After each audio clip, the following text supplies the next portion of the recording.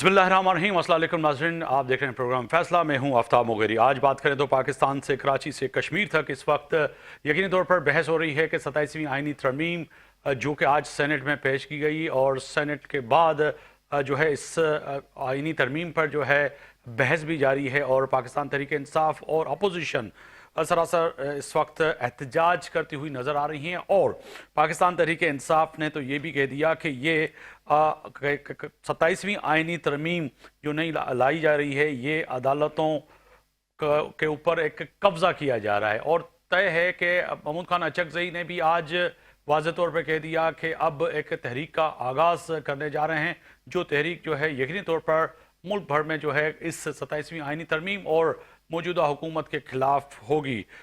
तय है कि फ़ैसला क्या होने जा रहा है, ये अपनी जगह पे बड़ी अहम बात है, मगर कहीं ना कहीं पाकिस्तान तहरीक इंसाफ और पाकिस्तान पीपल्स पार्टी और पाकिस्तान मुस्लिम लीग नून और मुत्तहिदा कौमी पाकिस्तान जितनी भी सियासी जमातें इस वक्त कौमी असम्बली और सेनेट में हैं, वो इस वक्त इस आइनी तरमीम पे जो है बहस तो कर रही हैं, मगर तय है कि कहीं ना कहीं पाकिस्तान पीपल्स पार्टी और PMLN जिन नुकात पे उन्होंने इत्फाक किया है वो बड़े अहम हैं। मगर इसके साथ देखा जाए तो पाकिस्तान तहरीक इंसाफ सिर्फ अदलिया वाले नुकात पर जो है ज़ोर दे के बात कर रही है। आज कई सेनेटर साहिबान ने यह भी फरमाया कि आप ऐलान जंग कर दें और बगावत का ऐलान करें, क्योंकि आपकी बात अगर नहीं समझी जा रही है तो फिर रोडों पे आएँ, एहतजाज करें।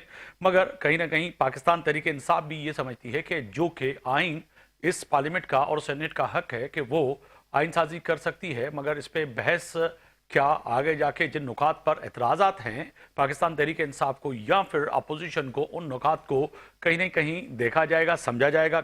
ये बड़े अहम सवालात हैं जो आज अपने प्रोग्राम में मेहमानों के सामने रखे जवाब लेने की कोशिश करेंगे।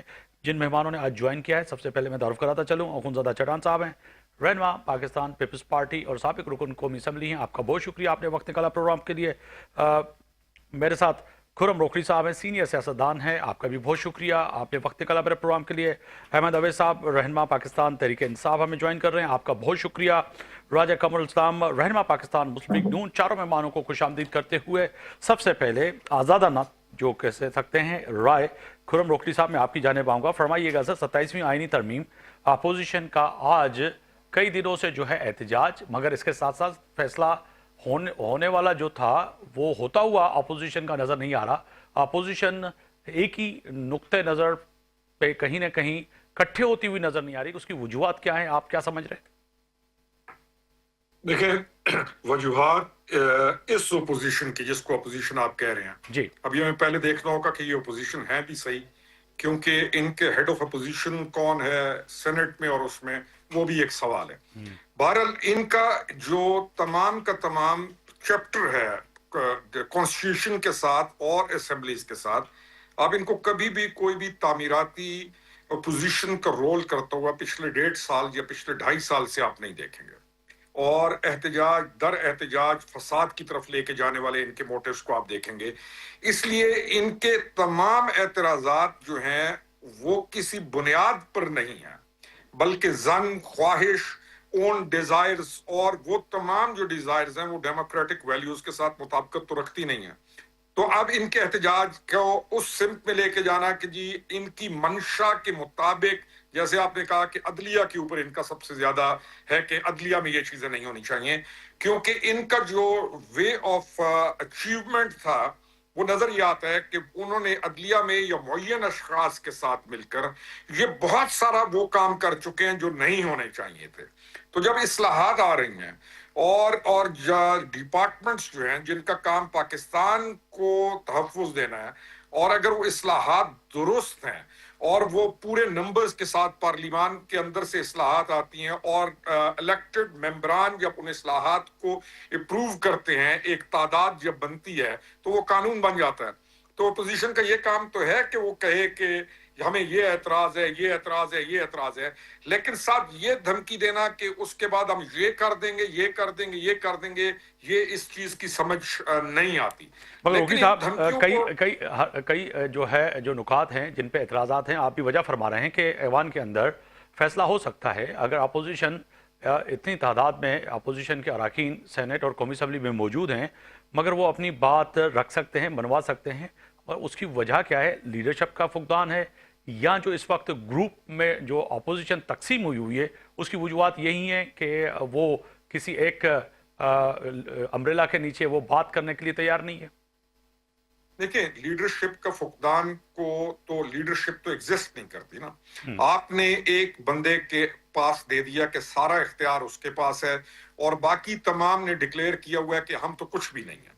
تو یہ کون سے پرنسپلز کے اوپر یہ چل رہے ہیں؟ میرا اس کے اوپر تجزیہ یہ ہے کہ ان کو جہاں سے بھی ڈائریکشن آتی ہے وہ ڈائریکشن ایک آتی ہے کہ آپ نے اس تمام سسٹم کو جو پاکستان کو آپ بلڈ کر رہے ہیں یا پاکستان کو جب آپ اس کرائسس سے نکال رہے ہیں، ان کا صرف ایک موٹیو ہے کہ اس کیوس کو جس کو انہوں نے جاری کیا after vote of no confidence کے، اس کیوس کو انہوں نے جاری رکھنا ہے. اور اس کیوس کا خاتمہ کیسے ممکن ہے؟ آپ کی اپنی اصلاحات کے ساتھ، یا آپ حکومت کو مضبوط کریں گے اور عوام کو، پبلک کو جب آپ ڈیلیور کریں گے تب کیوس ختم ہوگا. تو اس کیوس کو جاری رکھنے کے لیے کوئی نہ کوئی ایسا ایونٹ جاری رکھنا بالکل آپ نے جس وجہ میں فرمایا کوئی سر. بھی چیز میں درست نہ اخونزادہ ہو. چٹان صاحب کی طرف جانا چاہ رہا ہوں. اخونزادہ چٹان صاحب بہت شکریہ آپ نے وقت نکالا پروگرام کے لیے. سر فرمائیے گا پاکستان پیپلز پارٹی کا نقطہ نظر تو بڑا اہم ہے، مگر اس کے باوجود 27ویں آئینی ترمیم آپ کا تعلق ان علاقوں سے ہے جو ہمیشہ منتظر ہوتے ہیں وفاق کی جانب کہ وہاں پہ امن و امان اور ترقی اور ہیلتھ ایجوکیشن اور کئی مسائل ہیں، مگر 27ویں آئینی ترمیم سے سمجھتے ہیں کہ ملک کو، پاکستان کو اور بالخصوص آپ کے جو ایریاز ہیں ان کو کوئی فائدہ مل سکے گا؟ یہ جو بحث ہو رہی ہے اس وقت کہ جی ججز کی ملازمت مدت جو ہے وہ کتنی ہونی چاہیے، جج آئینی عدالتیں، یہ جو بحث ہیں آپ سمجھتے ہیں کہ یہ بڑے ضروری بھی ہیں اور اس وقت جو ایشوز ہیں ان کو غیر ضروری طرح پیش کر کے اور جو ہے کچھ لوگ جو پیدا کر رہے ہیں ایشوز، سمجھتے ہیں کہ یہ حل ہو جائیں گے؟ بسم اللہ الرحمن الرحیم. دیکھیے جی، پارلیمنٹ کا کام ہے قانون سازی کرنا، وقت کے تقاضوں کے مطابق وقتاً فوقتاً قانون سازی کرنا اور ملک کے عوام کے لیے بہتری لانا.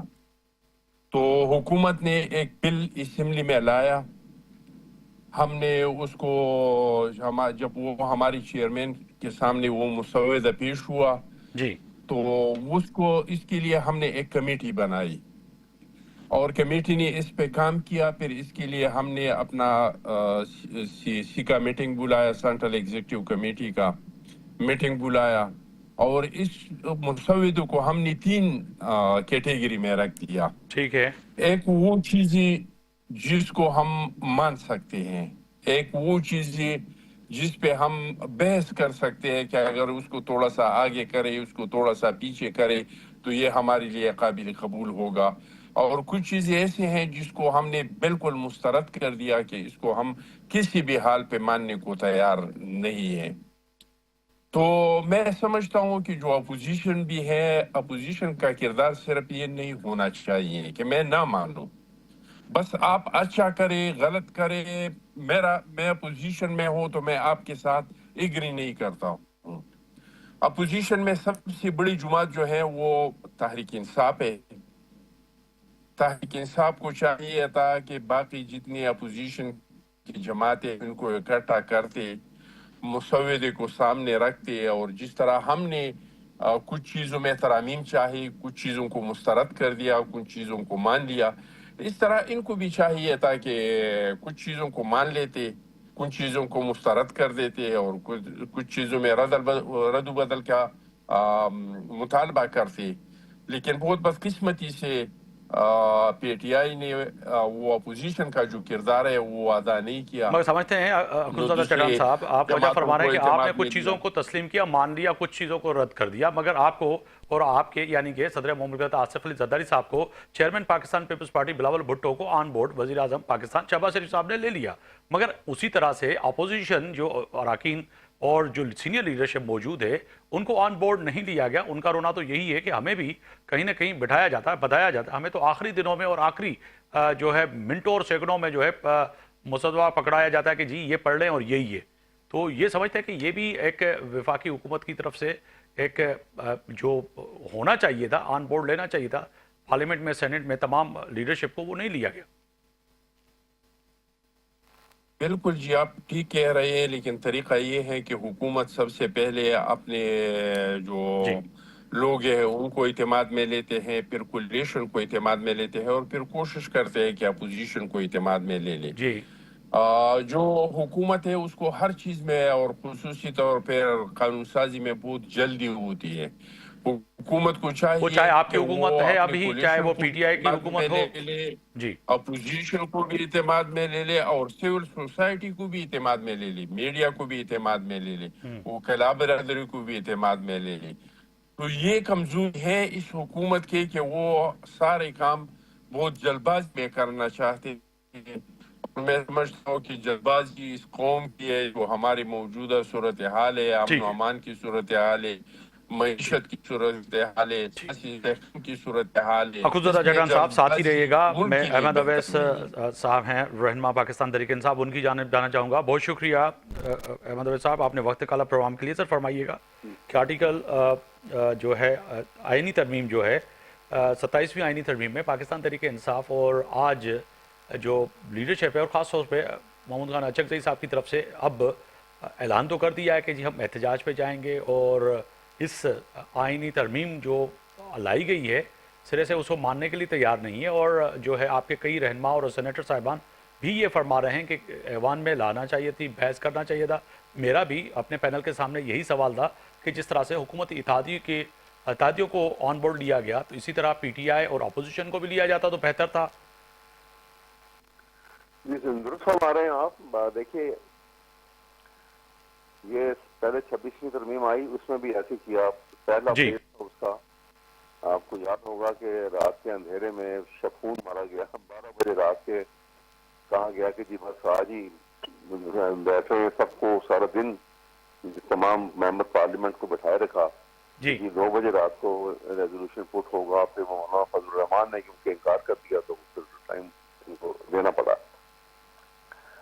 اسی طرح سے اب جو چیزیں اس کے اندر پھر فائنلی اکتوبر 2024 میں 26ویں ترمیم میں انہوں نے پاس کی، جس میں وہ کانسٹیٹیوشن کورٹ کی جگہ کانسٹیٹیوشن بینچ کے اوپر یہ کنسنسس آ گیا تھا۔ اب یہ دیکھیں یہ پارلیمنٹ کی توہین نہیں ہے۔ آپ ابھی تو ایسا لگ رہا ہے کہ کوئی آدمی انتہائی ایمبیشس ہو چکا ہوا ہے، اور اس کے نزدیک نہ پارلیمنٹ کی کوئی حیثیت ہے، نہ پاکستان کے آئین کی کوئی حیثیت ہے، نہ سسٹم آف گورننس کی کوئی حیثیت ہے، نہ رول آف لا اس کے آگے کوئی اہمیت رکھتا ہے، اور نہ ہی عدالت کی اختیارات جو ہیں، جوڈیشل پاور جو ہیں جس کے اوپر نظام چلتا ہے کسی بھی حکومت قوم کا یا کسی ملک کا، وہ ان سب چیزوں کی کوئی اہمیت نہیں ہے، اور وہ بلڈوز کرنا چاہ رہے ہیں ہر چیز کو۔ اس کا نظام نہیں چلا کرتے۔ آئین جو ہے وہ کسی ایک حکومت کی خوشی کے لیے نہیں بنایا جاتا۔ آئین تو ہے، یہ تو جنریشن آفٹر جنریشن قائم رکھنا ہوتا ہے۔ ان کو مد نظر رکھا جاتا ہے کہ عوام کے لیے کس میں بہتری ہے، اور عوام اور حکومت کے درمیان ایک ہم آہنگی جو ہے وہ کس طرح سے پیدا ہوگی، اور ان کے مسائل کیسے حل ہوں گے۔ حکومت کا مقصد جو ہوتا ہے کوئی اپنے آپ کو فیسیلیٹیٹ کرنا نہیں ہوتا۔ حکومت کا مطلب ہوتا ہے کہ عوام کی بہتری آپ نے کیسے کرنی ہے۔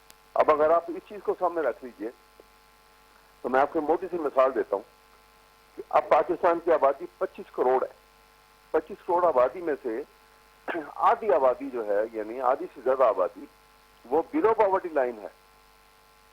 اب اگر 12.5 کروڑ آبادی بلو پاورٹی لائن ہے تو آپ بتائیے کیا اس حکومت نے، چلے پیچھے چھوڑ دیں یہ 8 فروری 2024 کو الیکشن کے رزلٹ آئے اور اس کے بعد جو کچھ بھی ہوا، حکومت بن گئی، دو بجٹ آئے، وہ جو بلو پاورٹی لائن کی زندگی گزار رہے ہیں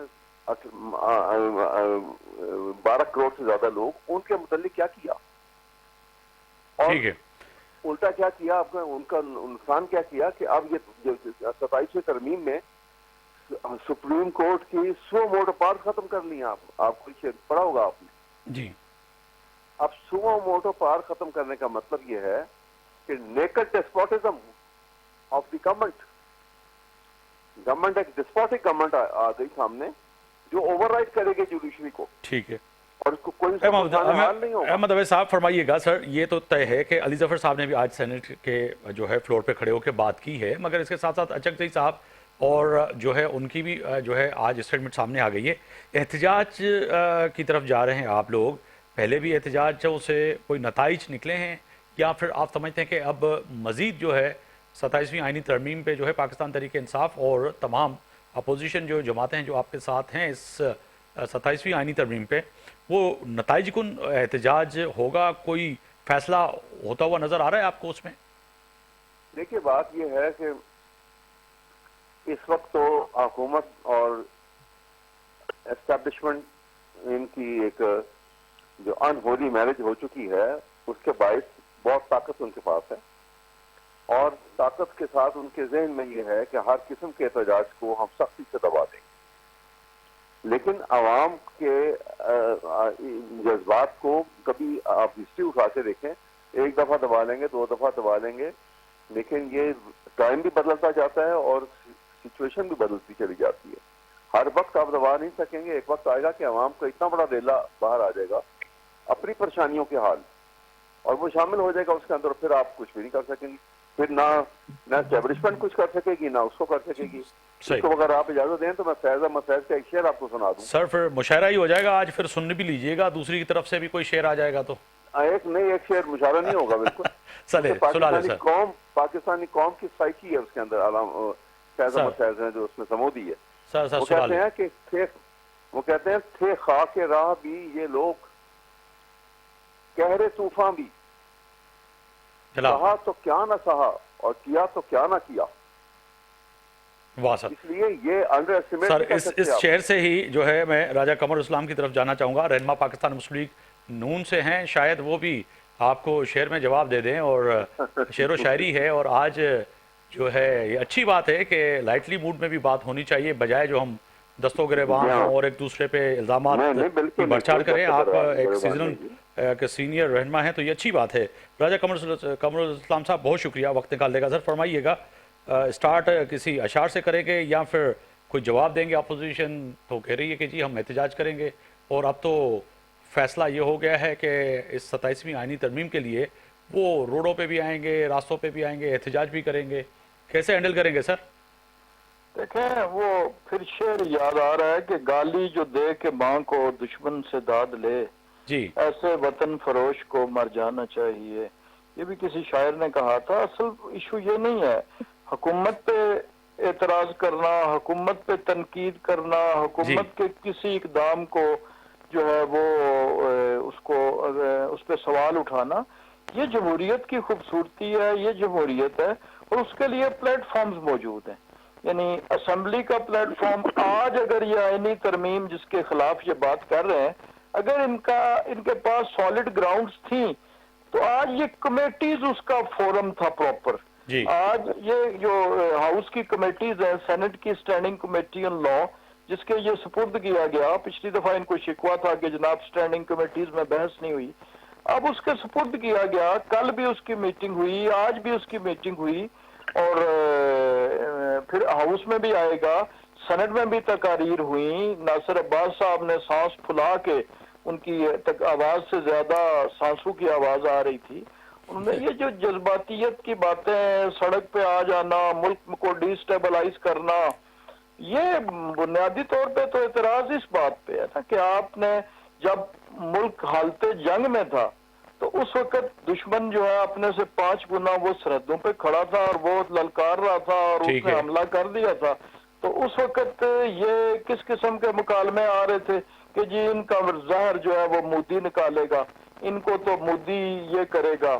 اور پھر جب افغان بارڈر پہ یہ معاملات ہوئے, یعنی آپ دیکھیں کہ کچھ 600 کے لگ بھگ فوجی جوان جو ہیں وہ شہید ہو گئے. کس لیے؟ کہ انہوں نے اپنی زمین کا بٹوارا نہیں کرانا تھا, وہ اس لیے کہ انہوں نے دہشت گردوں کے خلاف جو ہے وہ ایک آہنی دیوار بنے, اور وہ انہوں نے قربانیاں دی. اور وہاں پہ بھی کہا جا رہا ہے کہ جی ہم ٹارگیٹڈ آپریشن نہیں ہونے دیں گے. کس کے خلاف؟ دہشت گردوں کے خلاف. راجہ صاحب یہاں پر قطع کلام میں معاف کیجیے گا, پاکستان تحریک انصاف کو جو آج کئی سینیٹروں نے نشاندہی بھی کی ہے کہ ان کو صرف عدالتی جو آپ نے 27ویں आईनी तरमीम में जो तरमीम करने जा रहे हैं उस पे ही एतराज़ आते हैं, क्योंकि सब रहनुमाओं ने उस पे ही जोर दे के बात की है।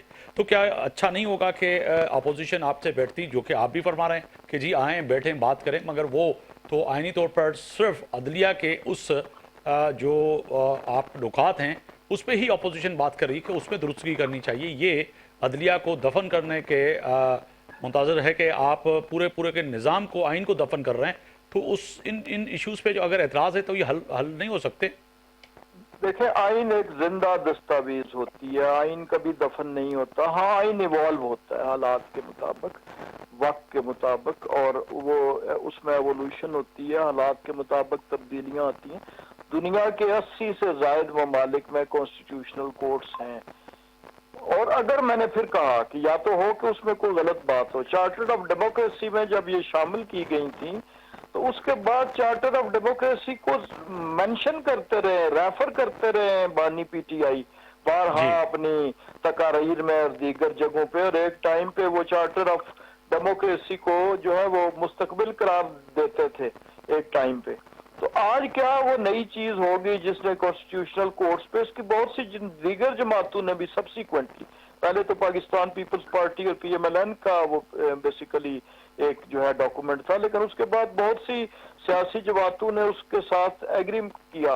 फिर जो अपने हमारी बार्स हैं, हमारी बार काउंसिल्स हैं डिफरेंट, उनकी तरफ से एक वाज़ेह हमायत जो है आई। अभी कल इलेक्शंस हुए हैं, आप देखें कि वो जो आईनी अदालतों की और 26वीं तरमीम की हमायत कर रहे थे, वही इलेक्शन जीते हैं वकला बरादरी का। हमेशा रेजिस्टेंस जो है, अगर अदालतों को दफन करने की बात होती तो रेजिस्टेंस वकला की कम्युनिटी से आता।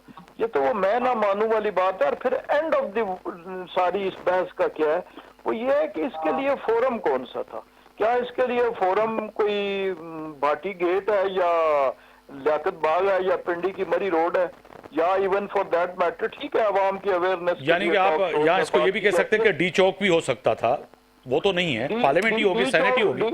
नहीं, डी चौक तो अब वो बात यह है कि वो इनकी उसमें है नहीं ना, कि डी चौक तो अब चूंकि वो ऑलरेडी अदालतों के भी फैसले आ गए हैं कि वो सेंसिटिव एरिया जो है वो वहाँ पे एहतजाज नहीं हो सकता। लेकिन ये तो इससे पहले भी कोशिश कर चुके हैं।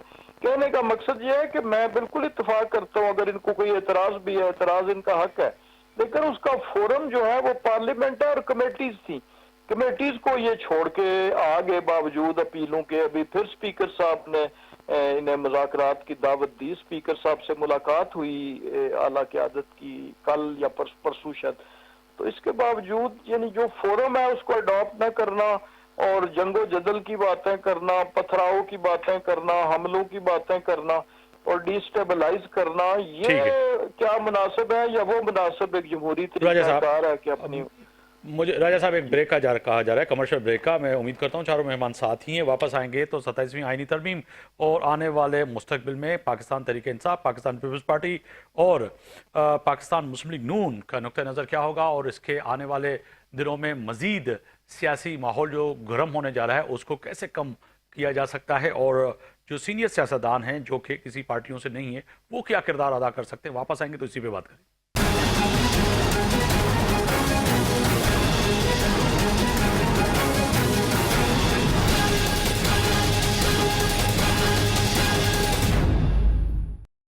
एक बार फिर आपको अपने प्रोग्राम में खुशामदीद कहता हूं, और आज बात हो रही है 27वीं आईनी तरमीम। और बिलखुसूस मैंने कहा था कि जब पाकिस्तान में आईनी तरमीम होने जाती हैं तो कहीं ना कहीं अपोजिशन और दीगर जो कौमी असम्बली और सूबाई असम्बली और सेनेट में जो अरकान होते हैं, असम्बली मेम्बरान होते हैं, उनको कहीं ना कहीं एतराज़ तो होता है। मगर इस वक्त तय है कि फैसला क्या होने जा रहा है। और जैसे मैंने कहा था कि वापस आएंगे तो चारों मेहमान जो हमारे साथ मौजूद हैं उनसे पूछेंगे जी आने वाले वक्त में इनके असरात क्या पड़ेंगे, क्या पीटीआई दोबारा एहतजाज पे जाएगी और अपोजिशन जाएगी, तो फिर मसले का हल होना कैसे है। यकीनन बड़े अहम फोरम हैं जो कि थोड़ी देर पहले राजा कमरुल इस्लाम साहब भी फरमा रहे थे कि हल तो यही है कि आप सेनेट में और कौमी असम्बली में आएँ, बैठें, बात करें और उसकी हल की जाने बढ़ें। मगर हल कैसे होगा ये बड़ा अहम सवाल है। अहमद अवैस साहब आप फरमाइएगा कि हल की जाने बढ़ें सर, तो आपको हल होता हुआ नज़र आ रहा है, यानी कि अब इस ठंड के मौसम में गर्मी बढ़ती हुई नज़र आ रही है, ये कैसे कम होगी सर?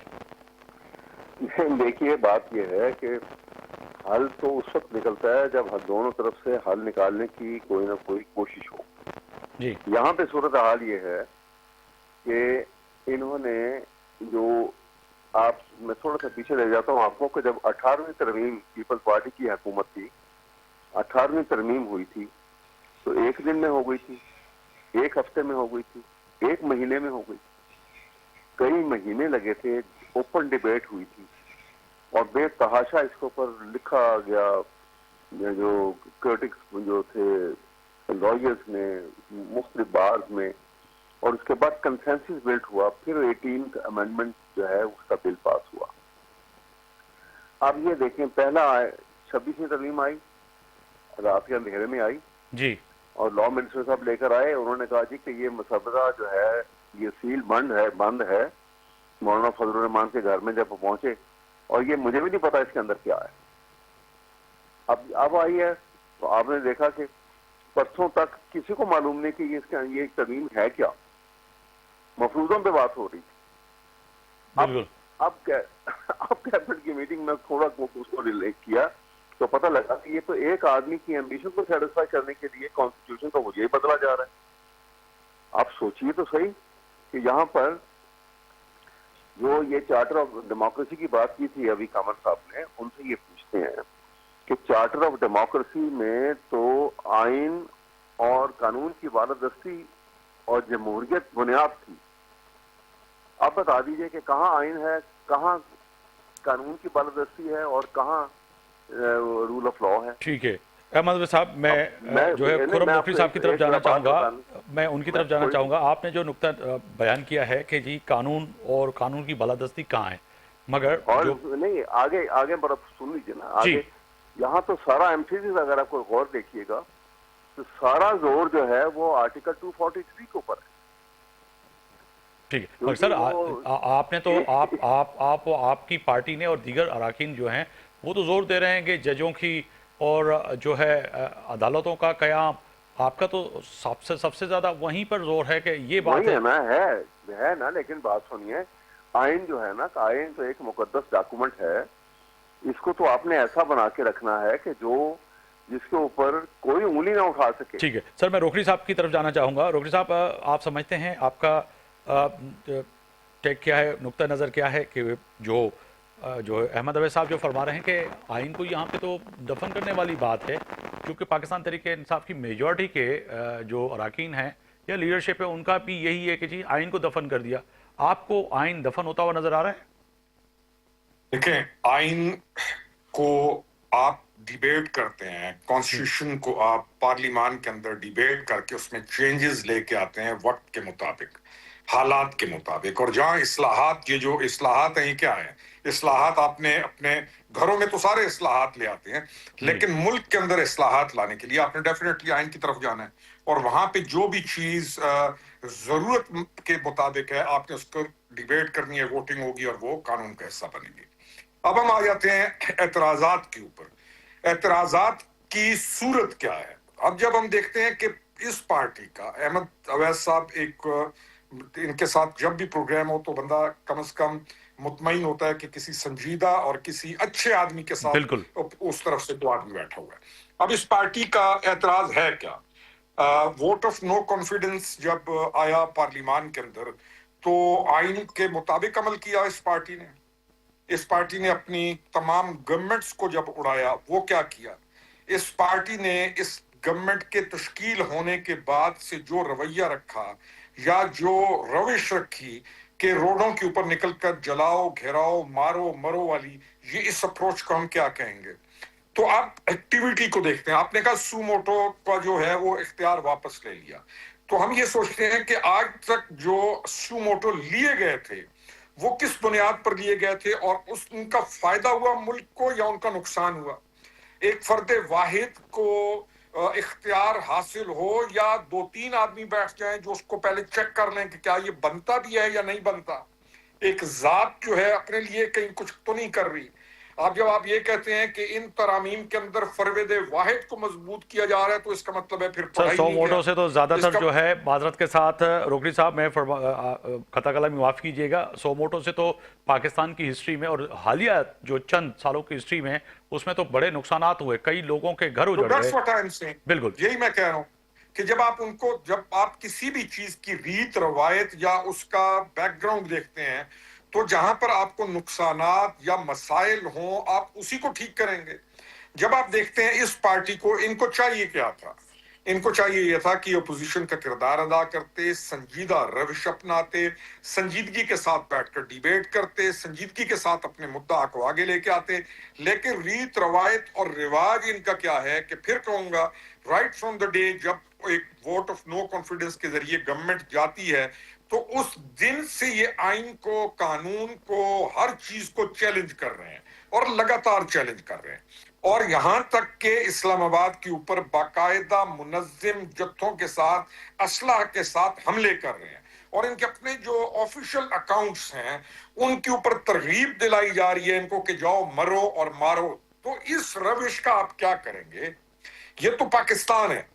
हम कई दफा कहते हैं कि अनफॉर्चुनेटली एक लूज स्टेट बन गई कुछ अरसे के बीच में कि जिसका जो जीत चाहता है, जिस मकाम पर जाकर जो काम ना करने क्यों वो काम करता है और वो तहफ़्फ़ुज़ भी मांगता है कि मुझे यहां से भी तहफ़्फ़ुज़ मिले, यहां से भी मिले, वहां से भी मिले।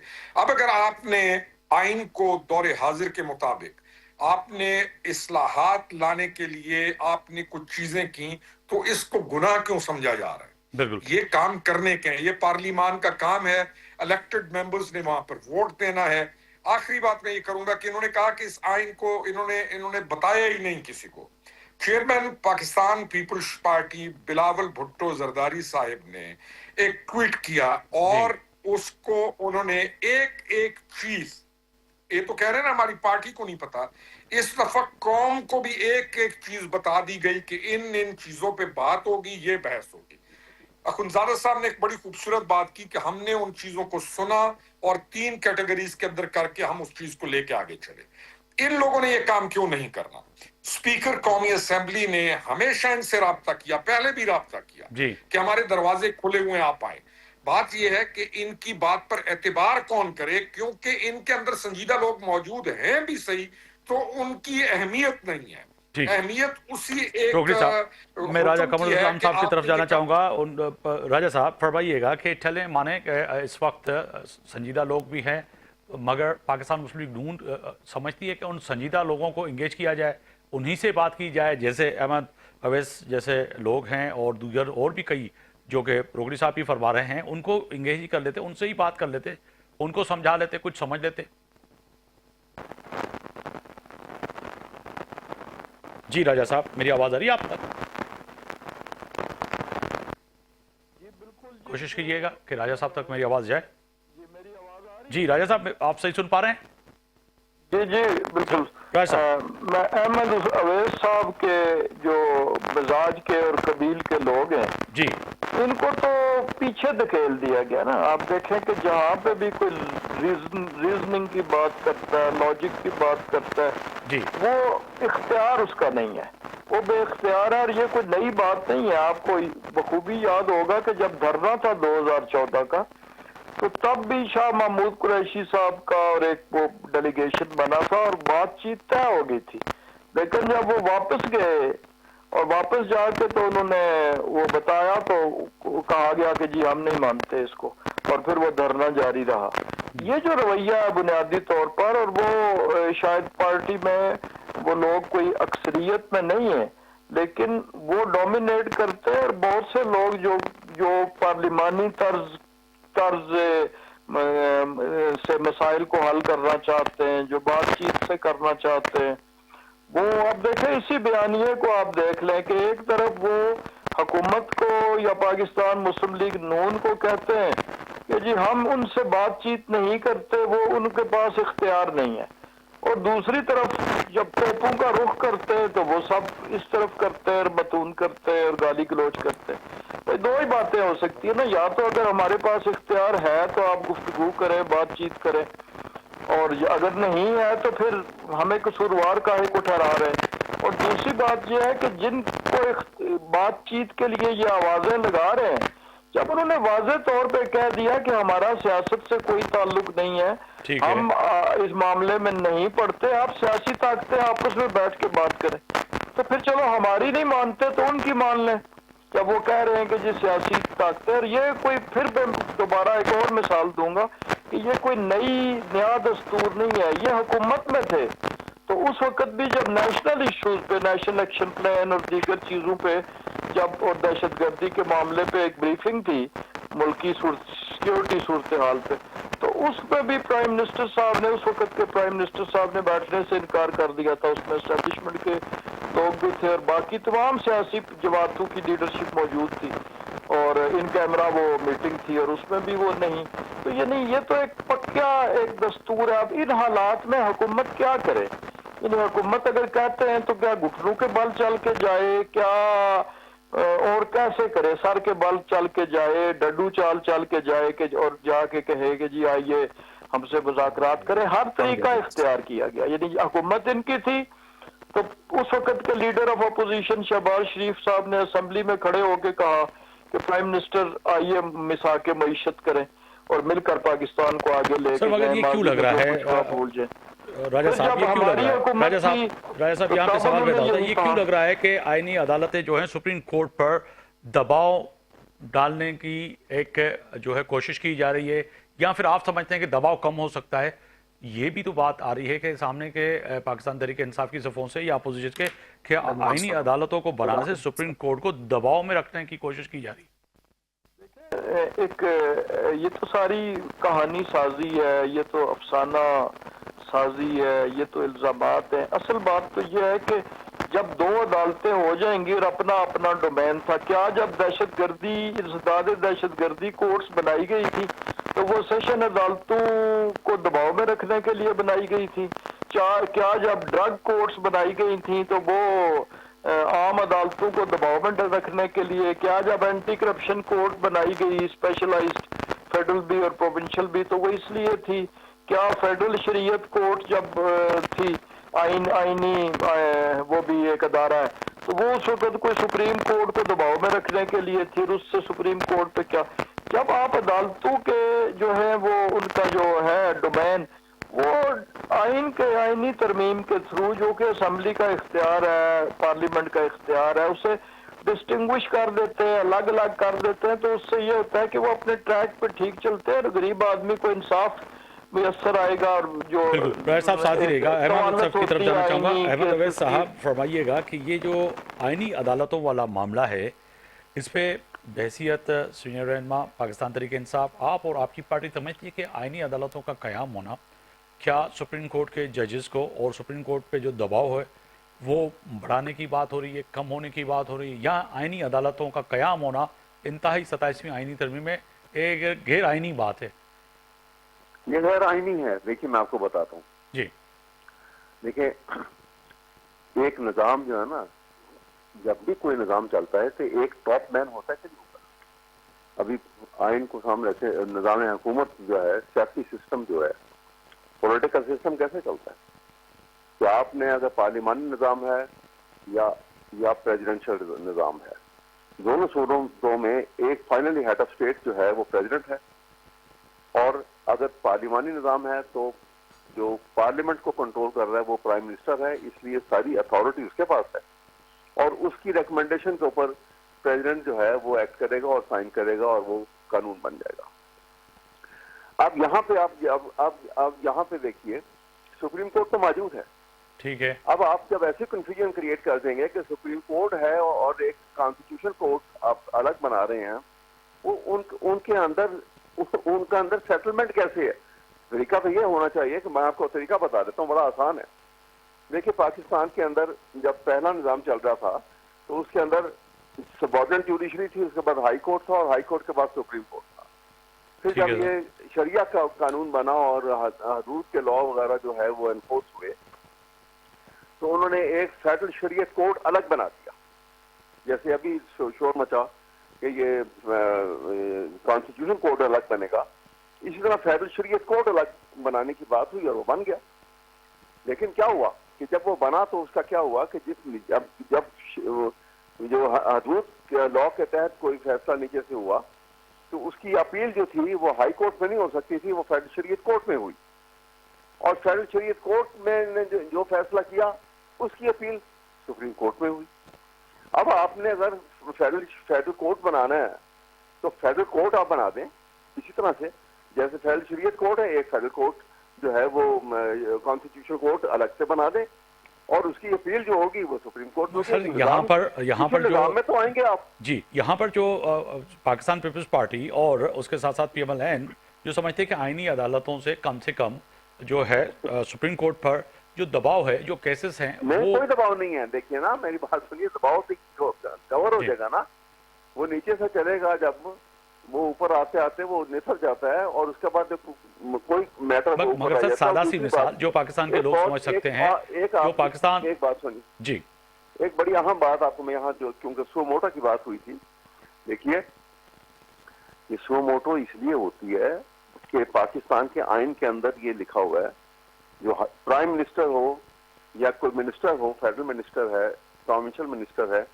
جو بھی اوتھ لیتا ہے، چیف منسٹر ہے، اوتھ میں ایک سینٹنس لکھا ہوا ہے کہ I will preserve, protect and defend the constitution of Pakistan. ٹھیک ہے کانسٹیٹیوشن، کیونکہ یہ سوشل کانٹریکٹ ہے کانسٹیٹیوشن۔ پر سر احمد عویز صاحب، آپ سینئر شخصیت ہیں اس ملک کی، آپ فرمائیے گا سو موٹو جو تھوڑی دیر پہلے روکڑی صاحب بھی فرما رہے تھے، بحیثیت صحافت میں مجھے بھی جتنا وقت ہوا ہے میں نے بھی دیکھا ہے کہ پرویز مشرف کے دور سے لے کے چاہے وہ افتخار چودھری صاحب ہوں، اس سے لے کر اب تک جتنے بھی سو موٹو لیے گئے ہیں وہ سمجھتے ہیں کہ بحیثیت پاکستانی ہونے کے ناطے وہ سو موٹو درست ہے، ان کے نتائج کیا نکلے؟ اب حالیہ میں کراچی میں بیٹھا ہوں، حالیہ سو موٹو آپ کے سامنے ہے نسلا ٹاور کا، اس میں کئی لوگوں کے گھر اجڑ گئے سر۔ اس میں آپ سپریم جوڈیشل کاؤنسل کو ایکٹیویٹ کر دیں، جی اس کا طریقہ بڑا اچھا ہے، جج کو کنٹرول کرنے کے لیے آپ سپریم جوڈیشل کاؤنسل کو ایکٹیویٹ ٹھیک ہے کریں۔ سر، خرم صاحب کچھ کہنا چاہ رہے ہیں، مجھے مختصر چند سیکنڈ ہیں، خرم صاحب کوئکلی اگر کچھ آپ رسپانس کرنا چاہ رہے جو فیڈرل شریعت کورٹ والا فیصلہ تھا وہ بھی غلط تھا، وہ یہ مثال یہاں نہیں بن سکتی، کیونکہ دیوانی اور فوجداری تمام مقدمے اس زون میں سے گزار کے آگے لائے جاتے تھے۔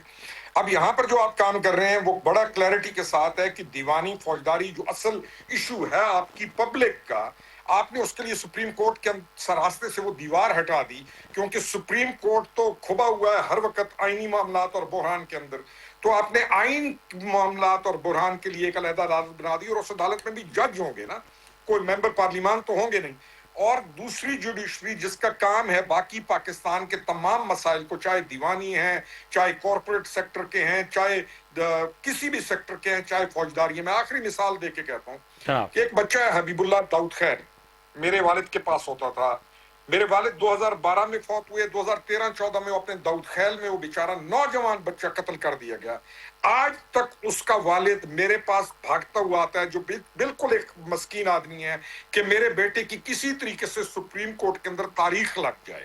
یہ ہے کامن آدمی کا مسئلہ جس کو ایڈریس کیا گیا ہے کہ روکڑی صاحب وقت کی کمی کی وجہ سے پروگرام یہاں پہ مجھے ختم کرنے کے لیے یہ کہا جا رہا ہے، کیونکہ کمی ہے وقت کی، نہیں تو مزید اس پہ بات کر سکتے تھے۔ بہت شکریہ آپ کا، آپ نے وقت نکالا۔ خودزادہ چٹان صاحب، رہنما پاکستان پیپلز پارٹی، آپ کا بہت شکریہ۔ احمد عویز صاحب، رہنما پاکستان تحریک انصاف، اور راجہ قمر الاسلام صاحب جو ہے رہنما پاکستان مسلم لیگ نون۔ طے ہے کہ آج جو ہونے والے فیصلے ہیں ان فیصلوں پہ بات کی، فیصلے آنے والے وقت میں تاریخ میں نتائج اس کے کیا آتے ہیں یہ بھی بڑا اہم سوال ہے، مگر ہمیشہ میں کہتا ہوں کہ کہیں نہ کہیں تاریخ اور تاریخ دان معاف نہیں کرے گے جب بھی کوئی فیصلے غلط ہوئے اس ملک کے لیے، قوم کے لیے۔ آفتاب موغل کو اجازت دیجیے، اللہ حافظ۔